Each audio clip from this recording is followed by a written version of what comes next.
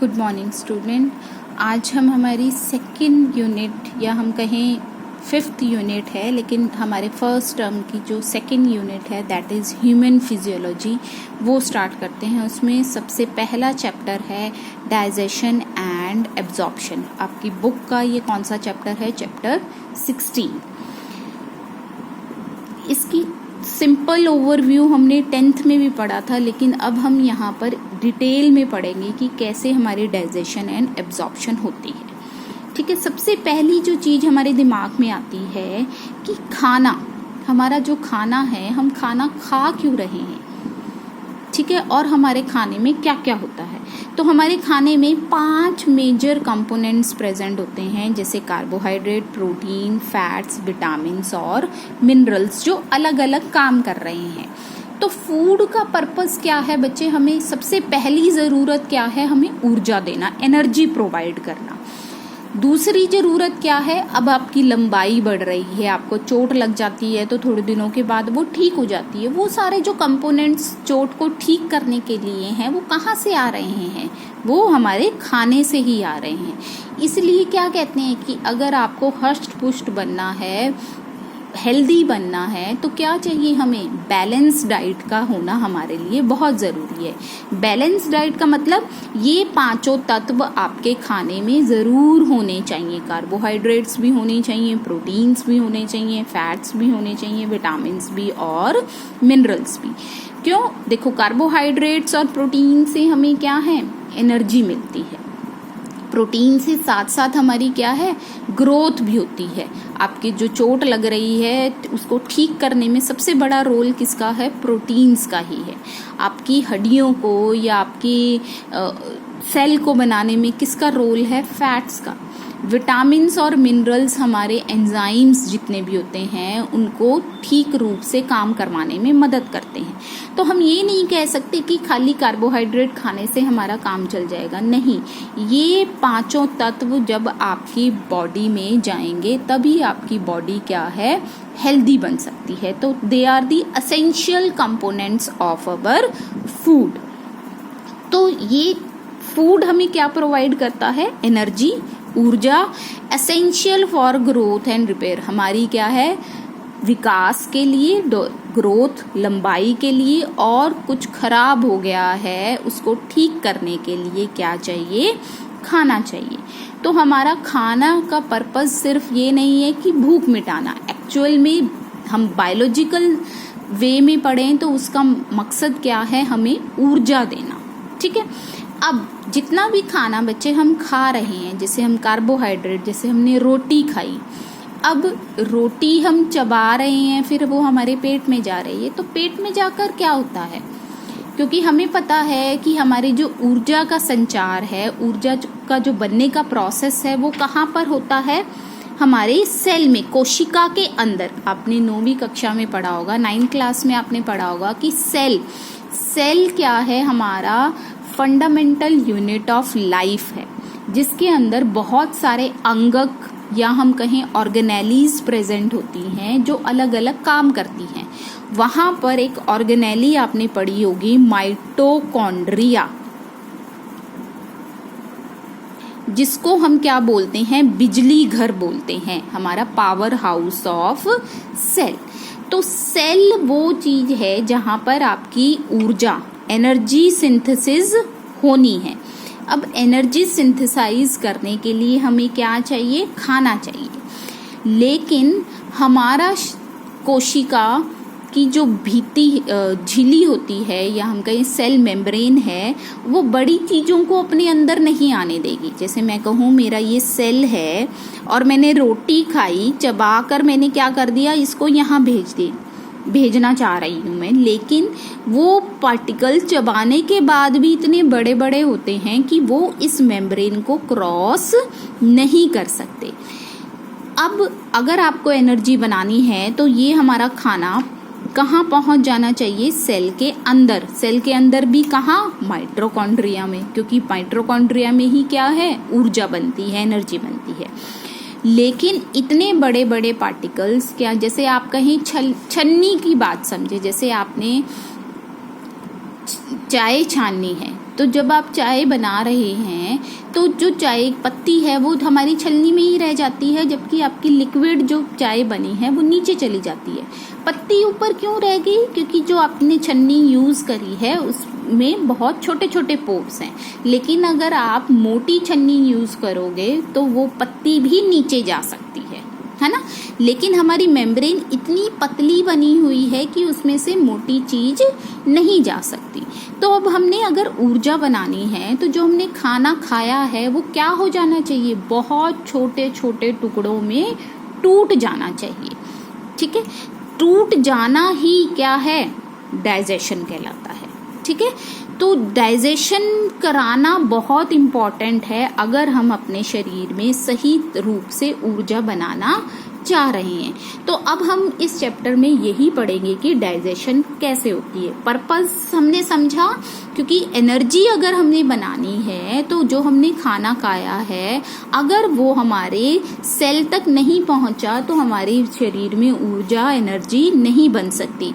Cell तक पहुंचाने के लिए हमें उसको क्या है, बहुत छोटे छोटे टुकड़ों में तोड़ देना है ताकि वो हमारी छन्नी में से, सेल की छन्नी में से अंदर जा सके। ठीक है, तो हमारे डाइजेशन या हम कहें इस क्रिया में, किस क्रिया में कि हमने खाना खाया उससे हमने जो ऊर्जा बनानी है उसमें 5 प्रोसेसेस इन्वॉल्व होते हैं। ठीक है, तो एनर्जी बनाने के लिए different 5 processes are involved in our alimentary canal. Alimentary canal क्या है? हमारा पाचन तंत्र। तो सबसे पहला है इजेशन। इजेशन का मतलब होता है टेकिंग इन। क्या मतलब है इसका? Taking in. जो आप खाना खा रहे हो उसको हम क्या बोलेंगे? इजेशन। ठीक है, इजेशन के बाद आपने खाना मुंह में जीभ की मदद से, दांतों की मदद से आपने उसको तोड़ना शुरू कर दिया, फिर हमारा खाना पेट में चला जाता है। वो सारा प्रोसेस क्या कहलाता है? डाइजेशन। जब आप उसको छोटे छोटे टुकड़ों में तोड़ रहे हो उसको क्या बोलेंगे? डाइजेशन। जब आपका खाना छोटे छोटे टुकड़ों में टूट गया, अब हमने कहाँ पर पहुंचाना है? कोशिका में, सेल में पहुंचाना है। तो कोशिका में पहुंचाने के लिए क्या है? अब कोशिका तो सारे शरीर में फैली हुई है, सिर्फ पेट में ही थोड़ा रखना है हमने खाना। तो सारे शरीर में पहुंचाने के लिए हम क्या यूज करते हैं? हमने पहले पढ़ा था कनेक्टिव टिश्यूज होते हैं आपकी बॉडी में। जैसे सबसे बड़ा कनेक्टिव टिश्यू क्या है? ब्लड है। ब्लड हमारी चीजों को एक जगह से दूसरी जगह लेकर जा रहा है। तो जितना भी खाना हमारे एलिमेंट्री कैनाल में टूटा है, डाइजेशन हुई है, छोटे छोटे पार्टिकल्स में टूट गया है, अब वो हमारे रक्त की या ब्लड की हेल्प से सारे शरीर में पहुंचेगा।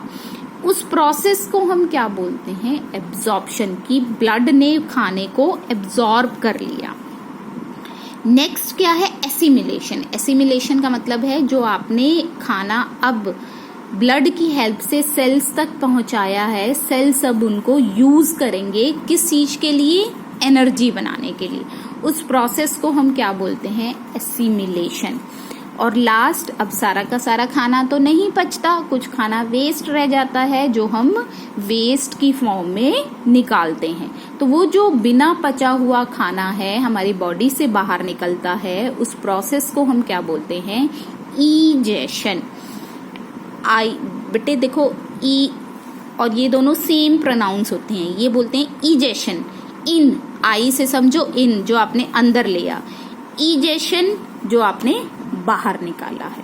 तो ये 5 प्रोसेसेस हमारे इन्वॉल्व होते हैं जो हमें ऊर्जा बनाने में मदद करते हैं।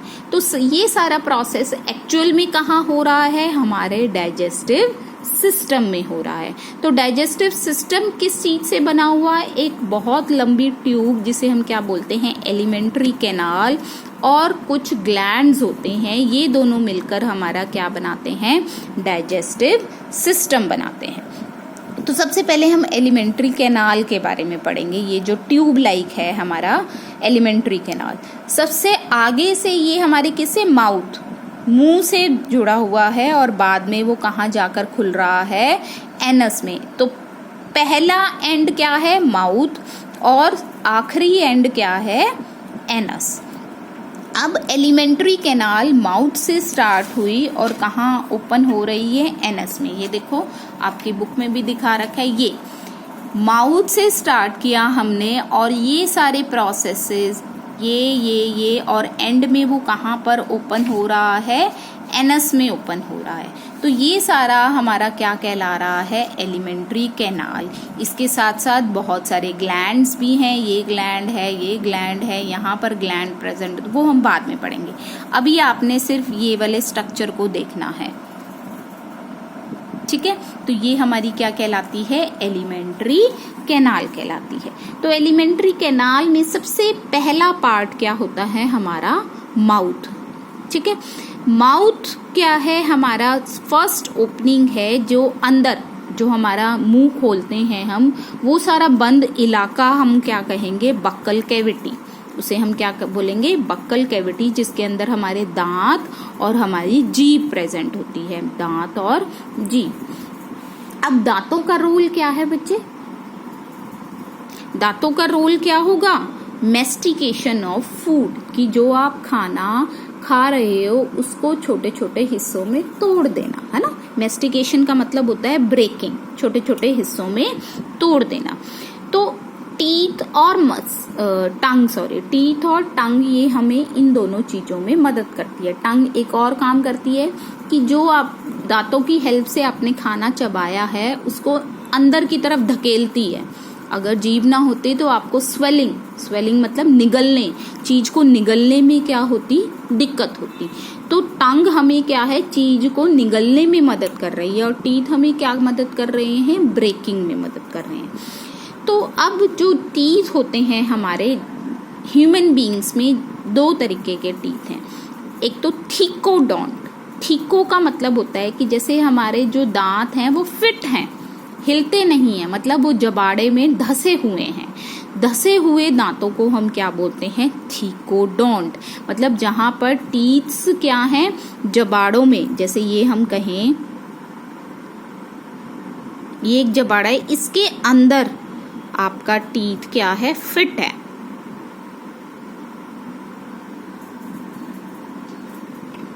ठीक है, तो ये क्या है, आपका जॉ है सारी, और आपका दांत क्या है, इसके अंदर धसा हुआ है। इस टाइप के टीथ को हम क्या बोलते हैं, थीकोडोंट, इसके अंदर फंसे हुए हैं। ठीक है, दूसरा क्या है, दूसरे तरीके के टीथ क्या होते हैं, डायफाइडोंट। डायफाइडोंट मतलब दो तरह के टीथ आते हैं हमारे पूरे जीवन काल में। एक तो वो दांत जो हमारे, जिन्हें हम दूध के मिल्क टीथ्स बोलते हैं, हम मिल्क टीथ। तो मिल्क दूध के जो दांत हैं, शुरू में बच्चा को जब दांत आते हैं, फिर वो 5-6 साल का हो जाता है तो वो दांत टूटने लग जाते हैं, फिर नए दांत आते हैं। तो वो टीथ जो टूट जाएंगे और नए आएंगे, दोबारा आएंगे, उन्हें हम क्या बोलते हैं, टेम्परेरी थे वो शुरू में, उनका नंबर कितना है, 20। और जो हमारे पूरे जीवन काल तक रहते हैं, जब बूढ़े हो जाएंगे तब वो गिरते हैं, उन्हें हम क्या बोलते हैं, परमानेंट टीथ्स। तो ये 20 टीथ भी बाद में किस में बदल जाते हैं, परमानेंट में बदल जाते हैं। तो हमारे टोटल नंबर ऑफ टीथ कितने हैं, 32।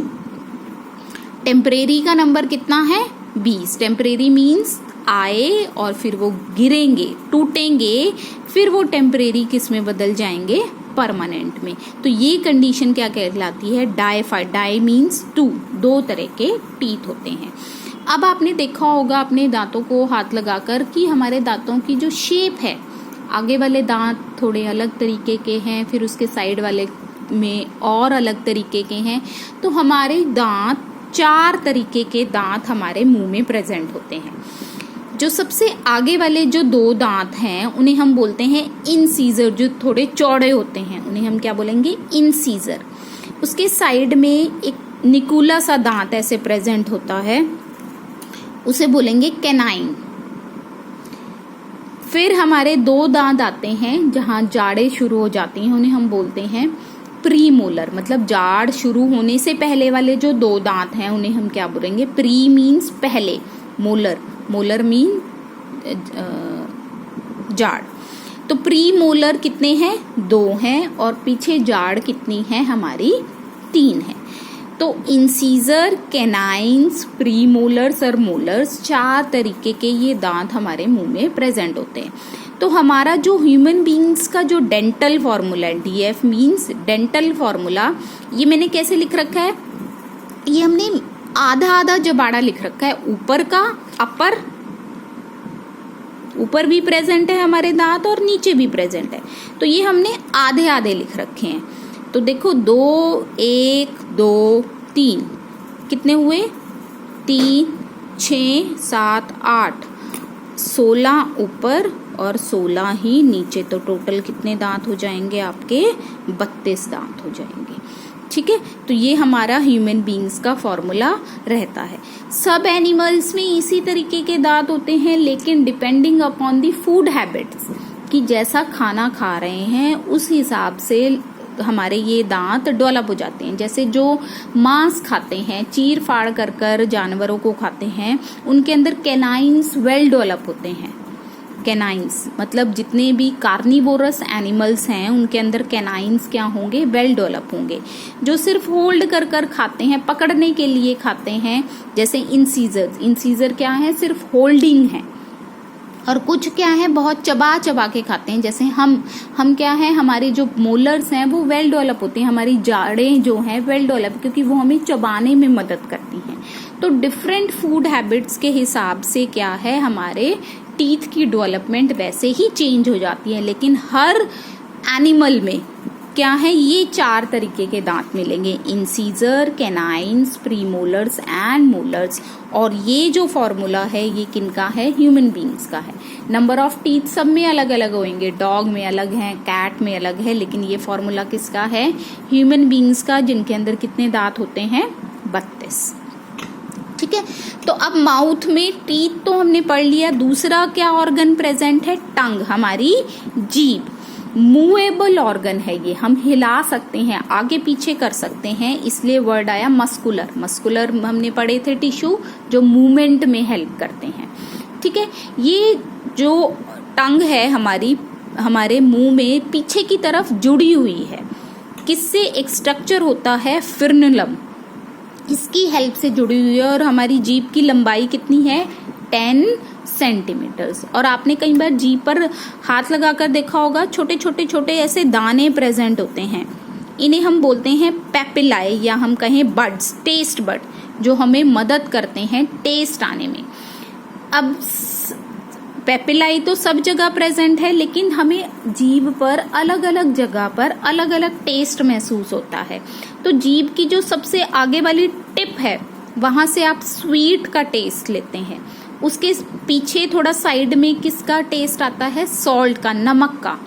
बिल्कुल साइड मिड में हमारे जो जीभ की मिड है और साइड्स में, वहां पर आपको किसका आएगा, खट्टे का, सौर का, जैसे आप दही वगैरह खाते हो। बिटर, कड़वा, कड़वे का जो टेस्ट आता है, जैसे बच्चों को दवाई हम पिला रहे हैं तो बच्चों को महसूस कड़वी लगती है, तो वो कहाँ है, बिल्कुल पीछे की तरफ बिटर टेस्ट आता है। तो हमारी जीभ पर अलग अलग जगह प्रेजेंट है जहां पर आप अलग अलग टेस्ट को महसूस कर सकते हो। लेकिन सारी जीभ पर क्या है, लाखों की संख्या में ये बर्ड्स प्रेजेंट होते हैं, जिन्हें हम क्या बोलते हैं, पेपिलाई। ठीक है, माउथ के बाद अब नेक्स्ट जो ऑर्गन हमारा आता है दैट इज फेरिंग्स। फेरिंग्स क्या है, एक कॉमन ओपनिंग है फूड और एयर के लिए। ये देखो बच्चे, यहाँ पर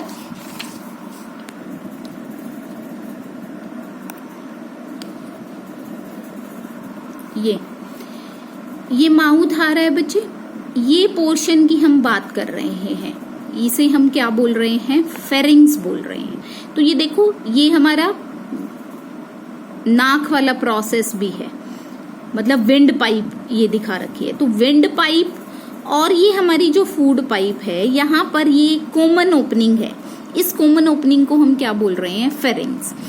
तो फेरिंग्स क्या है, एक कॉमन ओपनिंग है। अब जब हम, कई बार आपने महसूस करा होगा, जब हम खाना खाते हैं तो अगर हम लगातार बोलते रहें तो कई बार हमें फूड पार्टिकल्स हमारे क्या हैं, नाक में भी आ जाते हैं, या हमें सांस लेने में दिक्कत होती है। ऐसा क्यों होता है, क्योंकि जब आप बोल रहे हो तो यहाँ पर एक पतला सा समझो फ्लैप लगा हुआ है, फ्लैप कैसे बताएं हम, पतली सी कपड़ा समझो, बहुत पतली कवरिंग प्रेजेंट है यहाँ पर। इस कवरिंग को हम क्या बोलते हैं, इपीग्लॉटिस। इस कवरिंग को हम क्या बोलेंगे, इपीग्लॉटिस। क्या बोलेंगे, इपीग्लॉटिस। ये कवरिंग हमारी यहाँ पर प्रेजेंट है। तो जब आप बोल रहे होते हो बच्चे, तो ये कवरिंग क्या है, या हम कहें इपीग्लॉटिस लगातार हिलती रहती है, क्योंकि ये बहुत पतली होती है। तो जब आप बोलोगे तो ये हिलती रहेगी।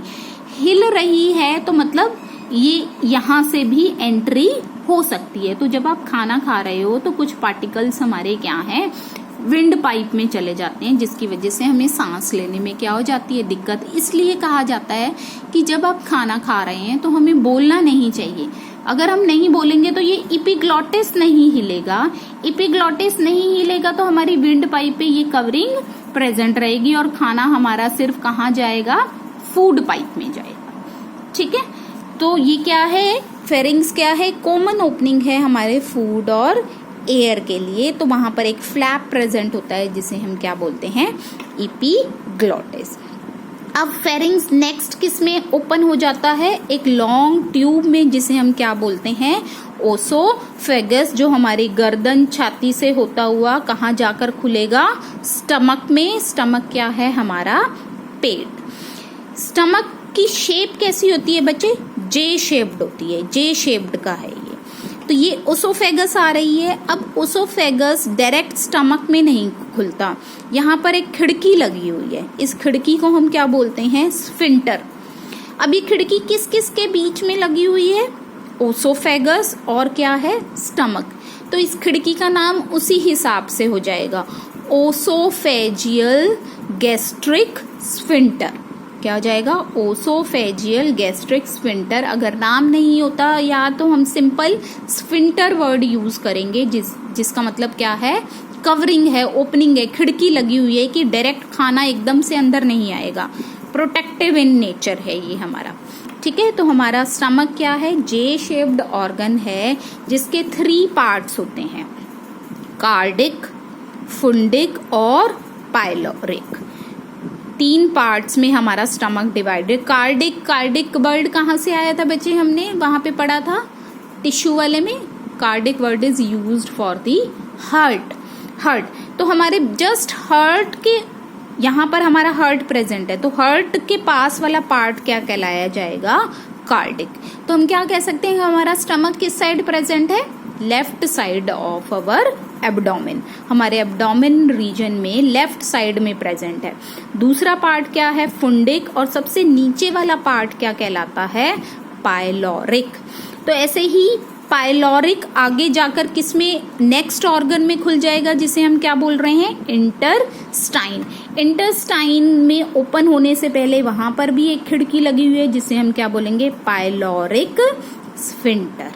ठीक है, स्फिंक्टर का मतलब है एक प्रोटेक्टिव विंडो लगी हुई है जो चीजों को सही रूप से आने जाने देगा। तो स्टमक के कितने पार्ट हैं बच्चे, 3 पार्ट्स हैं, कार्डिक, फुंडिक एंड पाइलोरिक। नेक्स्ट जो ऑर्गन हमारा खुलता है स्टमक के बाद, वो आ जाएगा, देखो ये ओसोफेगस आ रही थी, ये हमारा क्या है, स्टमक है, जे शेप। ठीक है, फिर ये स्टमक किस में आ रहा है, ये देखो ये ट्यूब लाइक स्ट्रक्चर है यहाँ तक, ये सारी अंदर, इसे हम बोलते हैं स्मॉल इंटेस्टाइन। सबसे लंबा पार्ट होता है ये हमारे एलिमेंट्री कैनाल का, ये। ठीक है, ये सारा पोर्शन क्या है, स्मॉल इंटेस्टाइन है। तो स्मॉल इंटेस्टाइन के बच्चे 3 पार्ट होते हैं आपके, डुडेनम, जिजनम और इलियम। सबसे पहला पार्ट ड्यूडेनम, मिडिल पार्ट जिजनम, तीसरा पार्ट क्या है, इलियम। सबसे लॉन्गेस्ट पार्ट क्या होता है, जिजनम। ठीक है, एंटीरियर पार्ट जो है हमारा ड्यूडेनम, फिर ये सारा क्या है, जिजनम, ये सारा, फिर ये क्या आ जाता है एंड में हमारा इलियम। तो 3 पार्ट्स हमारे स्मॉल इंटेस्टाइन के। फिर ये स्मॉल इंटेस्टाइन देखो यहाँ से ये सारी ऐसे है और यहाँ से जुड़ गई है, ये सारा पार्ट क्या है हमारा, लार्ज इंटेस्टाइन। क्या है हमारा? Large intestine. तो लार्ज इंटेस्टाइन में भी 3 पार्ट होते हैं। सीकम सबसे पहला पार्ट, ये वाला पार्ट थोड़ा सा फूला हुआ है आगे से, सीकम। दूसरा पार्ट होता है कोलोन। कोलोन क्या है? देखो ये जा रहा है, फिर ऐसे जा रहा है, फिर ऐसे जा रहा है। तो 3 सेगमेंट्स हम कह सकते हैं। एक सेगमेंट जो ऊपर की तरफ जा रही है उसको असेंडिंग कोलोन कह दिया, जो आपके हॉरिजॉन्टली प्रेजेंट है उसको हम क्या बोल देंगे? ट्रांसवर्स। और जो नीचे की तरफ आ रही है डिसेंडिंग। ऐसे कोई याद करने की जरूरत नहीं, आप सारे बस इस पार्ट को क्या कह सकते हैं? कोलोन कह सकते हैं। सबसे आगे वाला पार्ट जो डायरेक्ट हमारे स्मॉल इंटेस्टाइन से जुड़ा हुआ है उसे हम बोलेंगे सीकम। और फिर लॉन्गेस्ट पार्ट हमारा लार्ज इंटेस्टाइन का क्या है? कोलोन, जो एंड में जाकर दोबारा से एक स्वेलन स्ट्रक्चर में खुल जाएगा जिसे हम बोलेंगे रेक्टम। अब हम स्मॉल इंटेस्टाइन को स्मॉल क्यों कह रहे हैं, जबकि वो तो सबसे लंबी है। हम यहाँ पर स्मॉल किस बेसिस पर कहते हैं? विड्थ के बेसिस पर कहते हैं कि स्मॉल इंटेस्टाइन की विड्थ क्या है? हमारी पतली है, वो बहुत पतली है। जबकि हमारे लार्ज इंटेस्टाइन की विड्थ क्या होती है? चौड़ी, इसलिए हम उसको क्या बोल रहे हैं? लार्ज। ये देखो यहाँ पर ये तो पतली है, ये कितनी है? यहाँ ये बहुत चौड़ी है। तो on the basis of width, चौड़ाई के बेसिस पर हमने इनका नाम स्मॉल एंड लार्ज इंटेस्टाइन लिखा हुआ है। लेकिन स्मॉल इंटेस्टाइन बड़ी लंबी होती है, किसकी बजाय? लार्ज इंटेस्टाइन की। दूसरी बात, सीकम वो पार्ट है जहां पर हमारे पेट में माइक्रो ऑर्गेनिजम्स रहते हैं। आपने सुना भी होगा हमारे पेट में भी कीड़े हैं। वो कीड़े गंदे नहीं हैं, वो हमारी पाचन तंत्र को मजबूत कर कर रखते हैं, तो वो हमारे शरीर के लिए अच्छे हैं। तो वो जितने भी माइक्रो ऑर्गेनिजम्स हैं वो कहाँ पर रहते हैं? सीकम पार्ट में रहते हैं। तो जब सीकम और आपका डुडेनम पार्ट इलियम पार्ट जुड़ रहा है, यहाँ पर ये देखो ये एक फ्लैप सा प्रेजेंट है, इसको हम बोलते हैं वर्मीफॉर्म अपेंडिक्स। आपने सुना भी होगा अपेंडिक्स का ऑपरेशन हुआ है, क्योंकि इस ऑर्गन की हमारी बॉडी में कोई ज़रूरत नहीं है।